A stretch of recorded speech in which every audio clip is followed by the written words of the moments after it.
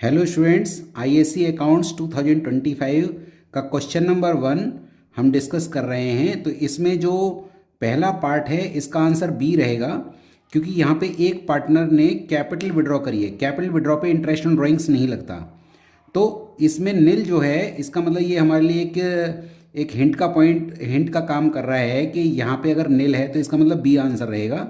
वैसे शिव का 900 और रवि का 600 आएगा, वो मैंने यहाँ पे करके दिखाया है। 15,000 into 2 into 6/100 into 6/12 and 20,000 into 6/100 into 6/12।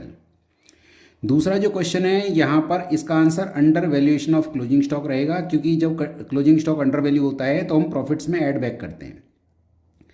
तीसरा जो क्वेश्चन है इसके अंदर हमें इसका आंसर रहेगा D, P, Q and S, क्योंकि जब हमारे पास एप्लीकेशन ज़्यादा आ जाती हैं तो हम सबको अलॉट नहीं कर सकते। इन्होंने लिखा है allot all the shares applied for, it is not possible, क्योंकि यहाँ पे ओवर सब्सक्रिप्शन है। ठीक है, तो इसका आंसर डी रहेगा। नेक्स्ट अगला जो क्वेश्चन रहेगा फोर्थ, इसमें लिखा है premium on redemption of debenture debited to.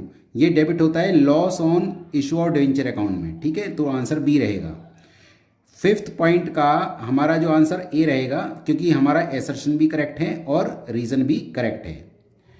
Sixth में हम बात करते हैं what does a new partner acquire by contributing a share to the self generated goodwill. मतलब वो गुडविल को क्यों कंट्रीब्यूट करता है? So that he will get the share in the future profits, क्योंकि फ्यूचर प्रॉफिट्स में उसको शेयर मिलेगा। अगला है कि आपको जो डिसोल्यूशन ऑफ पार्टनरशिप फॉर्म में जो रिबेट मिला है वो कितना परसेंट से मिला है? That is 2.5% per annum. वो मैंने निकाला भी है।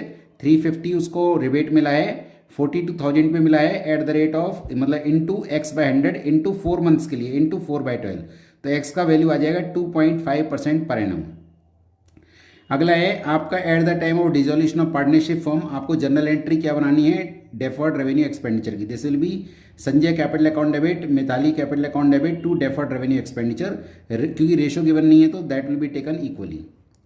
देन उसके बाद इन्होंने बोला है कि आपका जो पेटेंट्स है उसको हम हेडिंग सब हेडिंग में कहाँ लिखेंगे? तो सब हेडिंग रहेगा property plant and equipment and intangible asset dash intangible assets.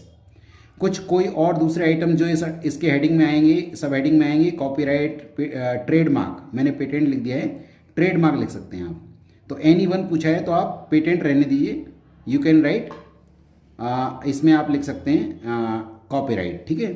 Next, why it is advisable for unlisted companies to start transferring its profits to DRR.